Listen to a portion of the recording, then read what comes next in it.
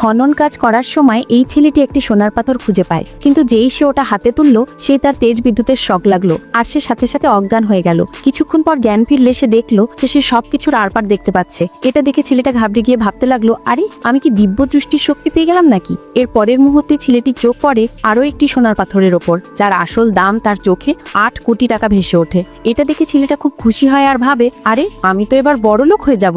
এরপর ছেলেটি সেই পাথরটা খুঁড়ে বের করে আনে আর বুঝতে পারে যে এটা আসল সোনা এবং বাজারের দাম 8 কোটিরও বেশি হবে। এরপর ছেলেটা ভাবে, আমাকে যেভাবেই হোক এই পাথরটা কোম্পানি থেকে বাইরে নিয়ে যেতে হবে। যদি কোম্পানির লোকেদের পাথরটা দিয়ে দিই তাহলে আমি কিছুই পাবো না।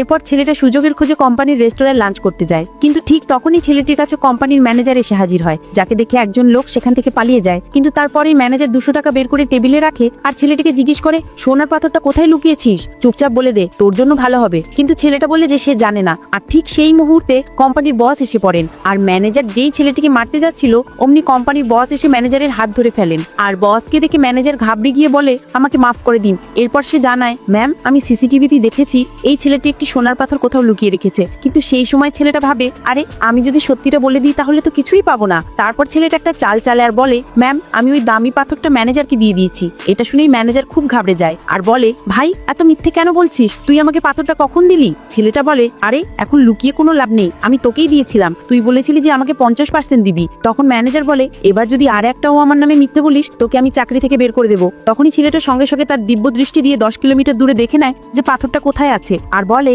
ম্যাম বিশ্বাস না হলে আমার সঙ্গে চলুন। এরপর ছেলেটা তাদের সেই বাড়িতে নিয়ে যায় যেখানে পাথরটা লুকানো ছিল। বস বলেন, এসব কি হচ্ছে? তখন ম্যানেজার ঘাবড়ে গিয়ে বলে যে এই ছেলেটা মিথ্যে বলছে। কিন্তু ছেলেটা সেই সময় তার দিব্য দৃষ্টি দিয়ে স্ক্যান করে দেখে পাথরটা কোথায়। তারপর সে সেই পাথরটা এনে দেখিয়ে বলে, এই দেখুন দামি পাথরটা। এটা দেখে ম্যানেজার ভয় সঙ্গে সঙ্গে বসের পায়ে পড়ে গিয়ে বলে, আমাকে ক্ষমা করে দিন।